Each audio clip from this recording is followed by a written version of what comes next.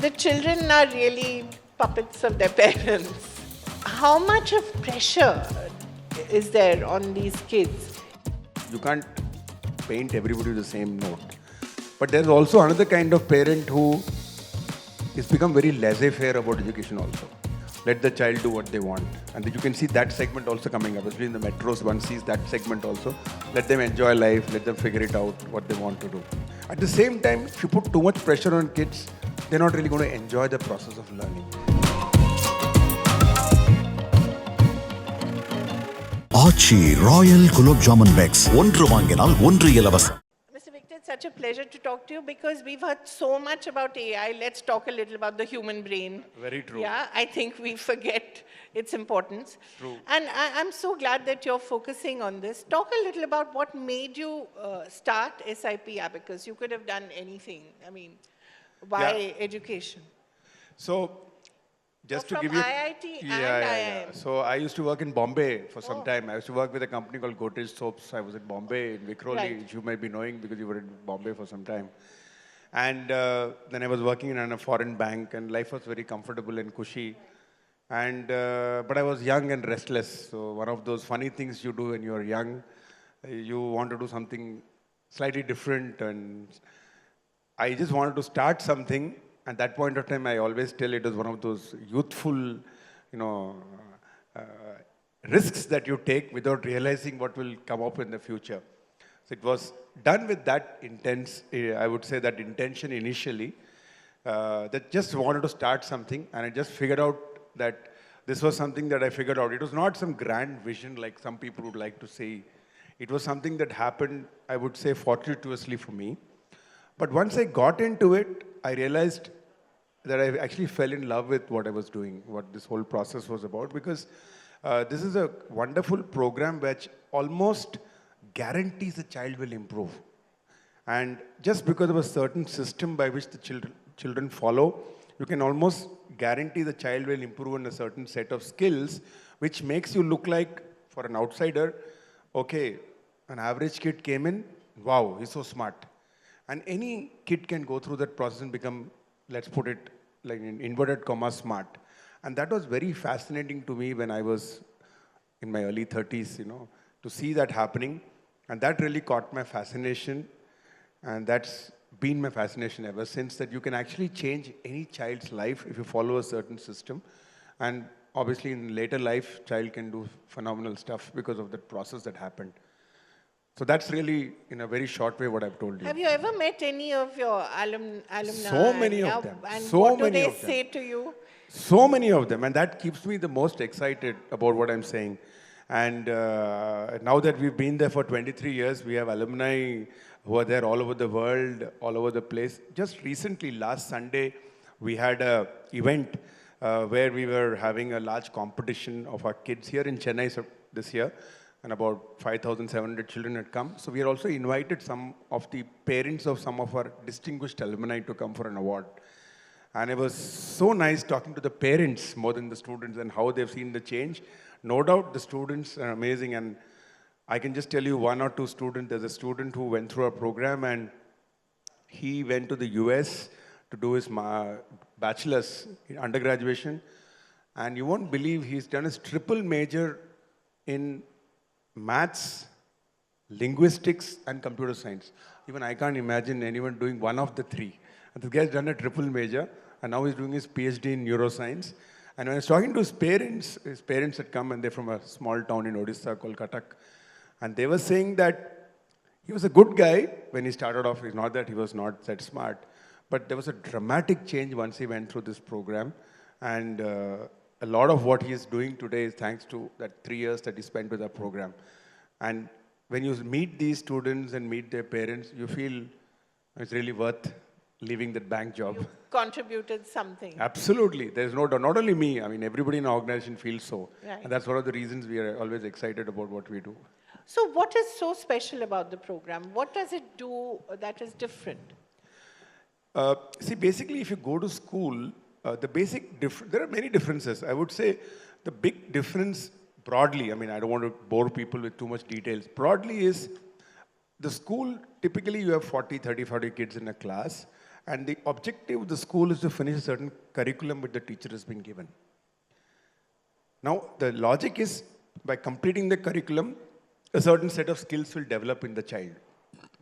Whereas we don't have that as a process. Our process is actually slightly reverse. Our thinking is child must develop a certain set of skills which will allow them to complete the curriculum. Get the difference?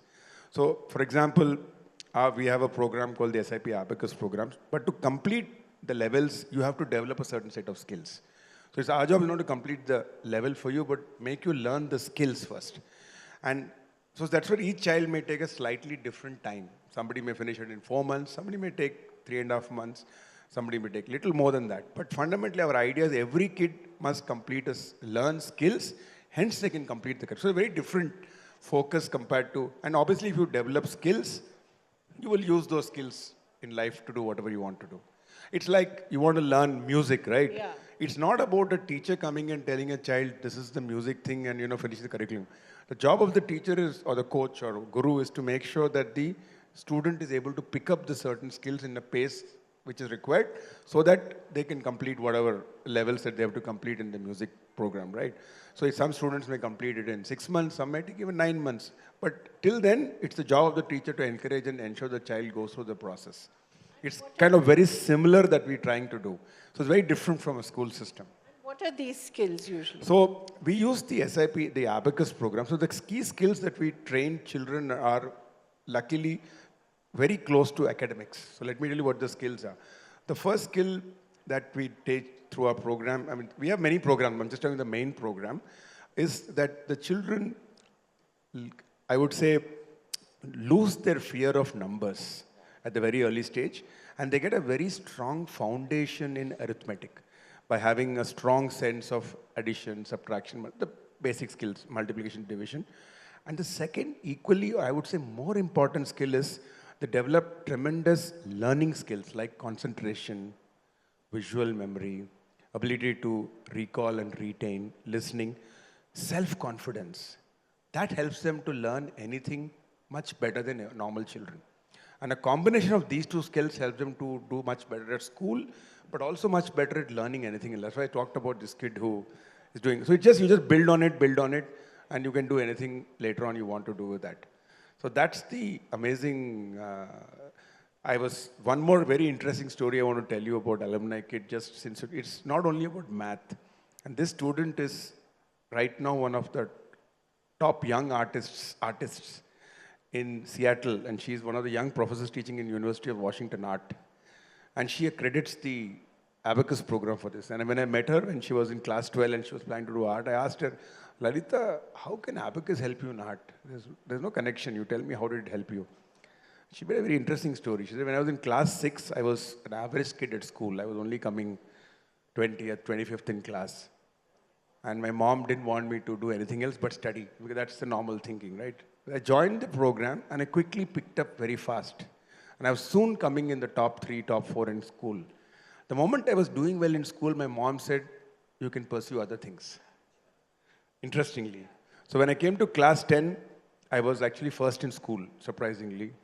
And so obviously, everybody said, you must do maths, you must do physics, science, natural. So she said, okay, fine. She also didn't have the agency to oppose him, so she did that.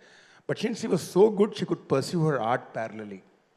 And she would finish her work at school quickly, so she could spend time on art. So when she came to 12th, she had a choice to do both. She chose to do art, and by then she was so smart, parents obviously couldn't say anything, and she's excelled ever since in life. Wow. Very interesting. I think that calls for applause.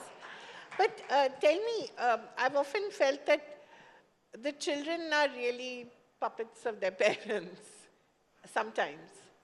There are some enlightened There parents. are. But how much of pressure is there on these kids? Even the ones who go to Abacus and have that privilege. So I would say, see, it's like a segment. You have different segments in a population, right? So it's not like everybody, you can't paint everybody with the same note. Parents have their own insecurities about their future with their children. And I can't really blame parents because they do see a challenging world outside. Now, even today, you see two kinds of parents. One kind who are what you're saying, the typical, the 18 to 80s parents want children to study. But there's also another kind of parent who is become very laissez-faire about education also. Let the child do what they want. And you can see that segment also coming up, especially in the metros, one sees that segment also. Let them enjoy life, let them figure it out, what they want to do. Make their own Make their own mistakes. calls, make their own mistakes. You have that segment also coming up in this country. So you have a mix of all parents, and we have to actually balance both with parents. As a parent, you got to balance it. Neither of them is completely right. So neither you should be fully laissez-faire about your kids, because kids don't have the maturity about, they can't decide which program is good for them at this age. At the same time, if you put too much pressure on kids, they're not really going to enjoy the process of learning. And if you don't enjoy learning, you're not going to continue for long term doing it. So it's a mix of both. And as parents, they have a very important role in knowing where to balance the two. And parents also need education in this process. They're also kind of being first-time learners in this process. So, you're talking of how many centers do you have now and where do you plan to go next? Are you planning to go to tier 2, tier 3 cities? Oh, we are already in a huge number in tier 2 cities. You tell me a city in this country, there's a good chance we'll be there. I'll be in cities which... Jabalpur, we are there. We just had a big event yesterday, last weekend. Jabalpur is a big city. I'll tell you cities called Parbhani, which you may not have heard of. No. It's in Maharashtra, by the way. Achha. And we'll tell you a city called Kamti. I'm not sure you've heard of the city in Maharashtra. So you're from Bombay, you wouldn't have heard of these cities. So you wouldn't have heard of, you must have heard of Jorhat. That's a reasonably large city. But there are so many other cities in Assam you wouldn't have heard of here. They're like a city like, there are many cities. I don't get the name right now. Barshapara and... These are all on demand. I mean, these cities wanted... It's not like that.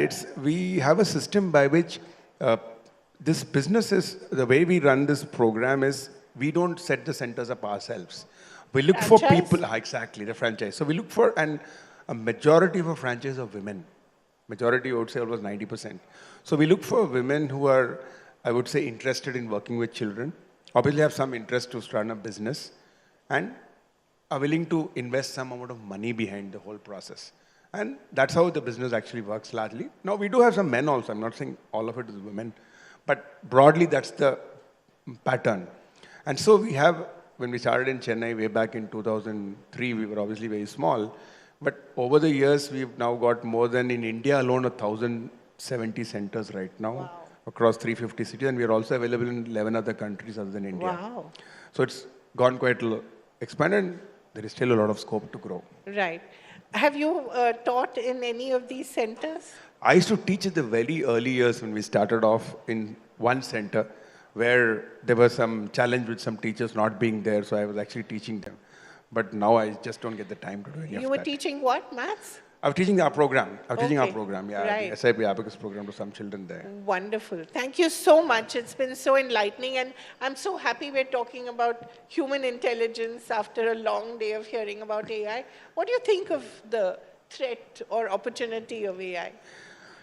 See, Kaveri, this is something you can't run away from. Right. It's a technology which is going to consume all of us, just like laptops or Excel. So the best way forward is for us to learn, embrace it, and figure out how to use it. There's nothing to worry about. There will be threats of any new technology. When Excel came, computers, remember the 80s, people said that people lose their jobs because of computers, and people were all like, a whole lot of dharnas about computers in one trade. You remember that? And then we had the computerization of the Indian railways, and suddenly everything changed. It's going to be the same with AI also. So there is nothing you can... There will be surely problems. There will be some people not get a job, but we have to upskill. We've got to accept it, because if you're not going to do it, the next person is going to do it. So there's no choice. I think we just have to be mentally prepared to accept it, learn from it, and if you're in a position to realize what the harmful effects are, like social media, we know harmful effects, figure that out and take action to reduce the harmful effects of technology. Thank you so very much. I wish you all the success and many more franchise centers. Thank you. Thank you so much, Kaveri. Aachi royal gulab jamun packs ஒன்று வாங்கினால் ஒன்று இலவசம்.